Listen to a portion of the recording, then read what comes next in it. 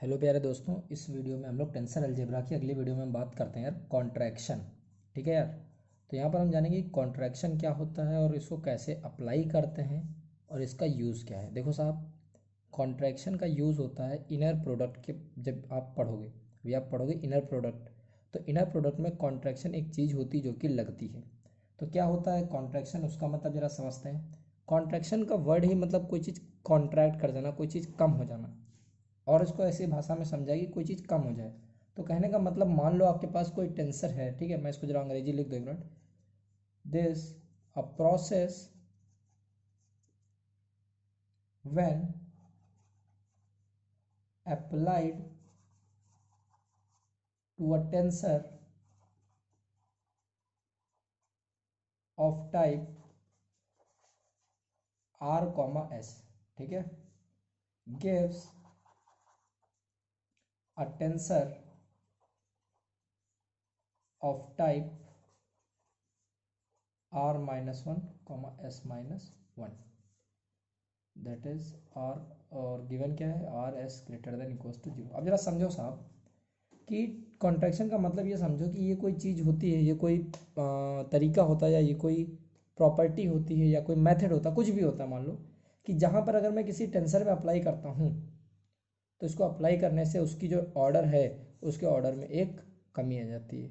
ठीक है, उसके जो रैंक है या उसका ऑर्डर, मान लो जो ऑर्डर है, इसका जो टाइप ऑर्डर इसको बोलते हैं ना, ऑर्डर में एक माइनस हो जाता है। एक बार कॉन्ट्रैक्शन अप्लाई करेंगे तो एक बार माइनस हो जाएगा, दो बार अप्लाई करेंगे तो एक बार और माइनस हो जाएगा। तो ये चीज़ होती है कॉन्ट्रैक्शन। ठीक है साहब। तो आ जाओ यार, जरा प्रूफ करते हैं। इस पे एक क्वेश्चन है जो कि बहुत इंपॉर्टेंट है कॉन्ट्रैक्शन का। यही एक क्वेश्चन है कि शो करो कि अगर ऑर्डर आर एस है और मैं उस पर कॉन्ट्रैक्शन लगाऊंगा तो पावर क्या हो जाएगी, आर माइनस वन और एस माइनस वन। तो पहले हम समझते हैं कॉन्ट्रैक्शन कब लगाते हैं, जरा वो देखते हैं। ठीक है, कैसे लगाते हैं वो जरा देखते हैं। तो आ जाओ जरा चालू करते हैं।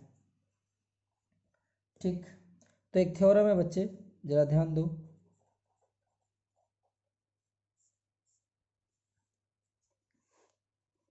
After applying the contraction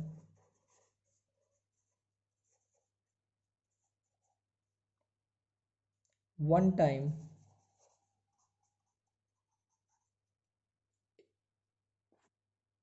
on a tensor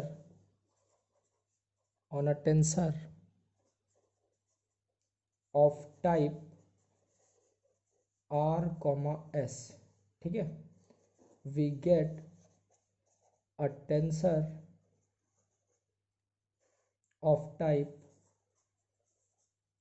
r minus one comma S minus one. तो बच्चे वही वाली बात है कि ये कैसे अप्लाई करेंगे। बोला कि अगर मैं कॉन्ट्रैक्शन एक बार अप्लाई करूंगा किसी टेंसर पर, तो जो उसका ऑर्डर है वो आर कॉमा एस है, अगर तो ऑर्डर आर माइनस वन और एस माइनस वन हो जाएगा। तो आ जाओ यार चालू करते हैं। तो ध्यान दो बच्चे, प्रूफ। तो लेट टी कोई एक टेंसर मान लें, है ना, और उसके कंपोनेंट लिखें। लिखने का तरीका मैं सिखा रहा हूँ इसमें, और इसी तरीके को आप चाहे सवाल लगाना चाहे प्रूफ करना, इसी तरीके को आप हर जगह लिखना, है ना। तो देखो जरा, let T be a tensor, be a tensor of type R comma S, ठीक है साहब। हैविंग, अब इसके दो कंपोनेंट होते थे, याद करो। Having components, having components. अब जरा ये बात याद रखना साहब कि टी का हम कंपोनेंट लिखने वाले हैं, ठीक, ध्यान देना।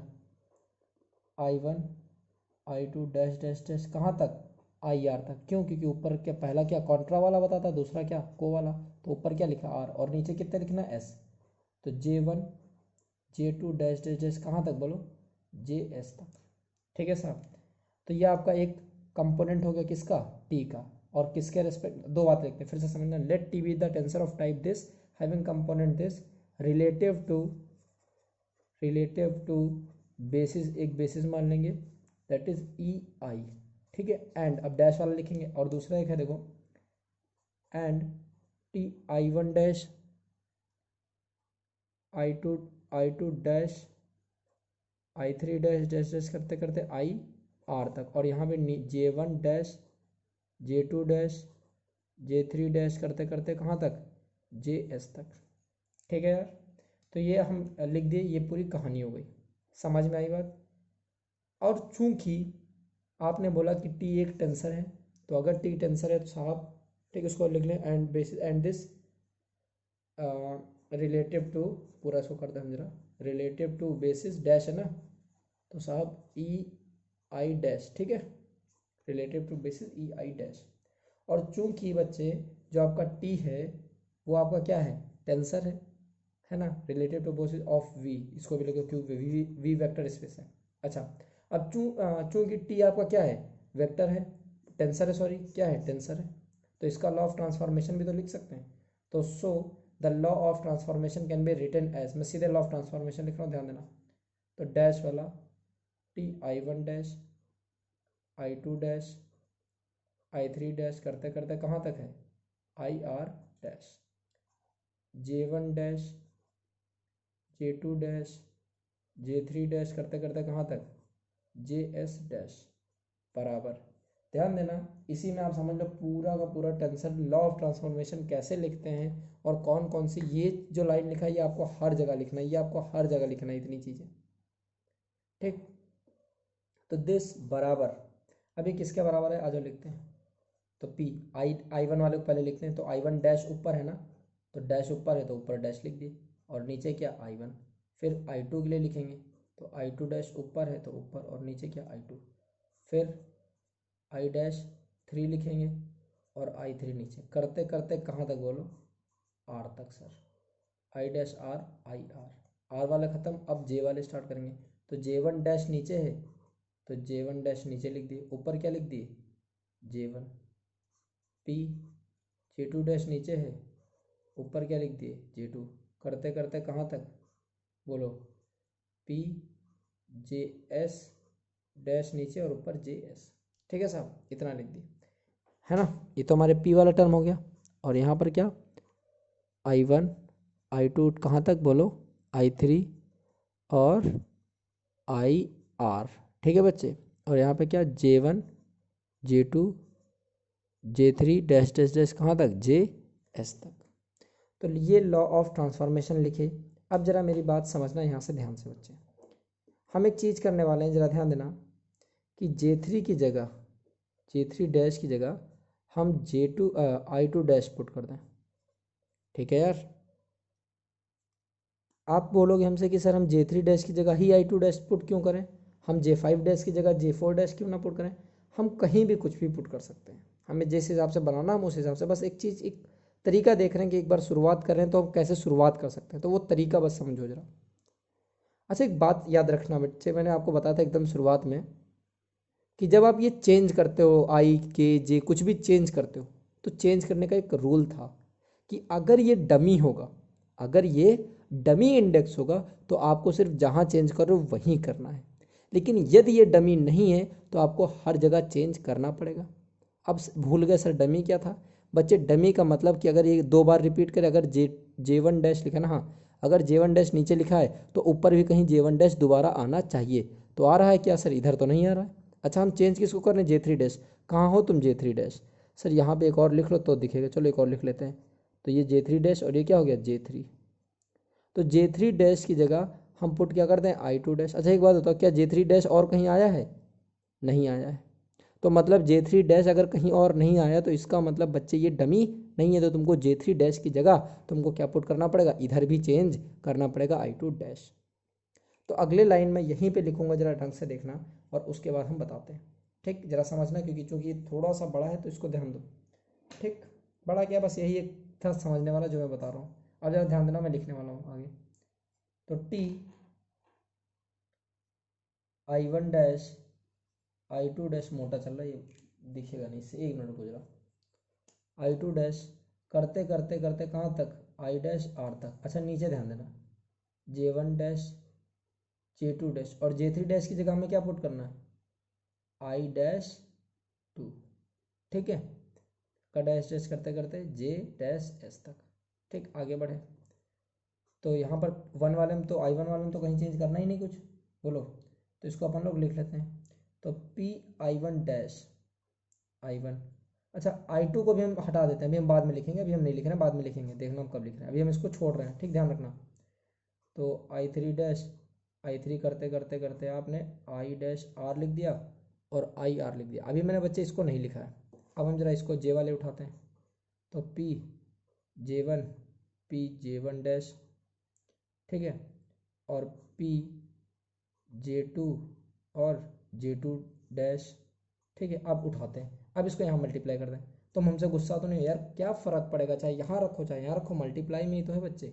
तो लाओ इसको रखे जरा, पी आई टू डैश और आई टू, आगे बढ़ा जाए। जे थ्री वाले तुम भी आ जाओ, आगे आ लो, जे थ्री भी आगे, इसको अलग पेन से लिख दिया ना जे थ्री को। तो पी जे थ्री और, अच्छा जे थ्री डैश की जगह हमें आई टू डैश रखना, तो नीचे जे थ्री डैश है, इसकी जगह मैं क्या रख दूँ, आई टू डैश। कोई दिक्कत नहीं होगी?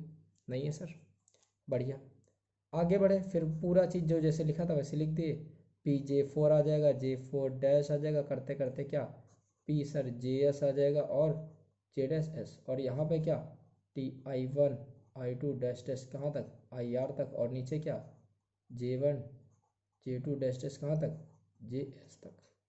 अब जरा याद रखो, तुम लोग भूल बड़ी जल्दी जाते हो। एक प्रॉपर्टी बताया था मैंने पिछले जमाना हो गया बताए, क्या प्रॉपर्टी था, जरा याद करके बताओ मेरे को, जरा ध्यान दो बच्चे। यहाँ भी आई टू डैश है, यहाँ भी आई टू डैश है, यहाँ भी आई टू डैश और यहाँ भी आई टू डैश है। तो मतलब मैं इसकी जगह मैं क्या यूज़ करूँगा, क्रॉनिकल डेल्टा। याद रखना, मैं बता रहा हूँ यहाँ पर कोने पर मैंने आपको बताया था बच्चे, आई टू डैश लिखा है और मान लो यहाँ पे क्या लिखा आई टू, ठीक है, पी, और यहाँ पर हम कर दें क्या जे थ्री, और यहाँ पे क्या लिखा आई टू डैश, ठीक है। तो दो जो चीज़ सेम होता है, जो चीज़ जैसे ये आई टू डैश यहाँ भी, ये आई टू डैश यहाँ भी, तो इसको हटा के क्रॉनिकल डेल्टा, ऊपर जे थ्री लिखा है तो जे थ्री लिख दिया, नीचे आई टू लिखा है तो आई टू लिख दिया। ये लिख सकते हैं इसकी जगह, इन दोनों की जगह। अब तुम्हें समझ में आ रहा होगा कि कॉन्ट्रैक्शन से ऑर्डर चेंज क्यों हुआ, क्यों, क्योंकि एक डैश कम हो गया ना।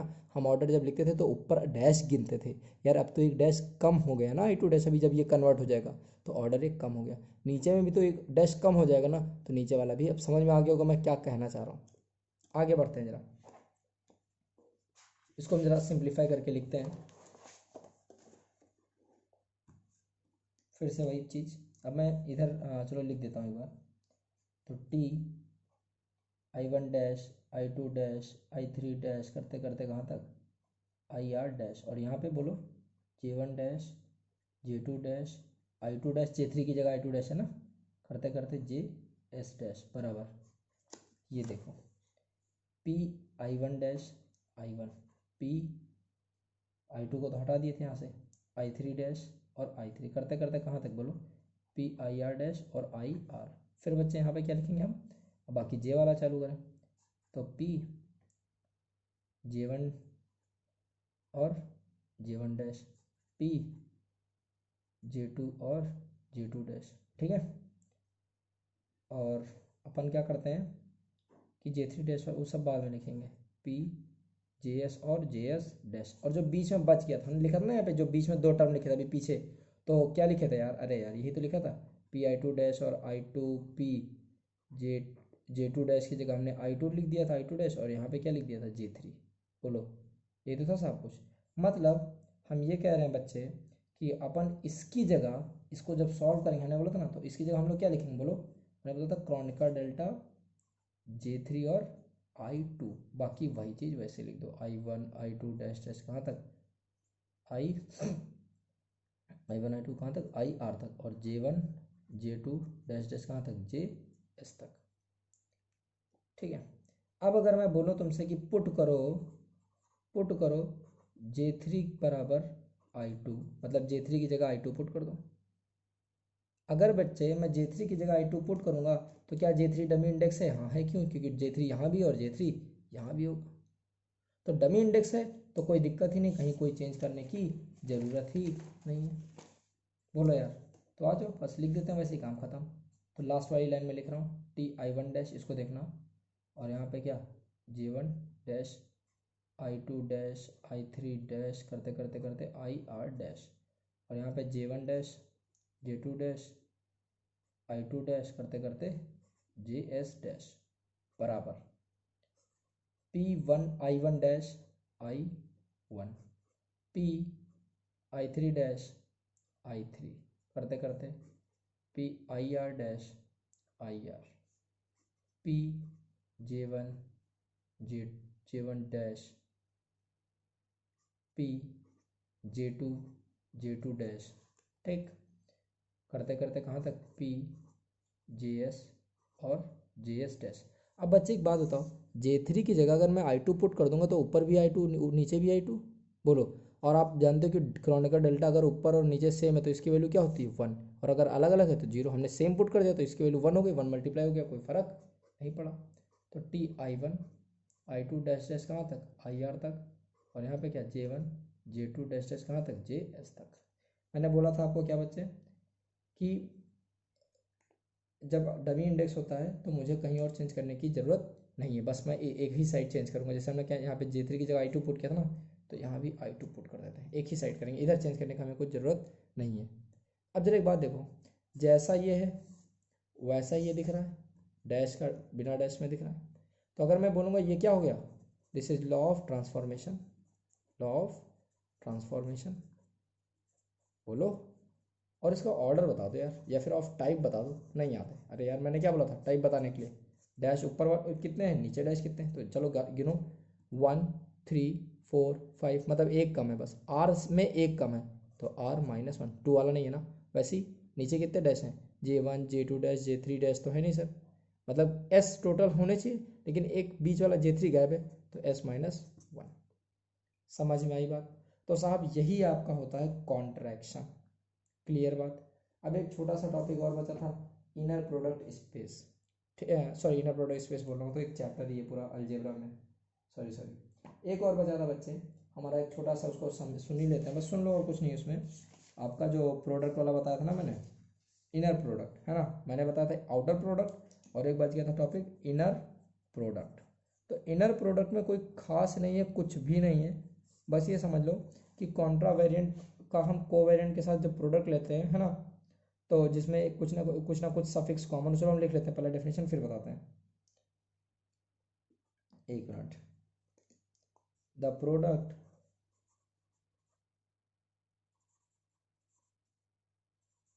Of a Contra variant tensor with a covariant tensor with at least one suffix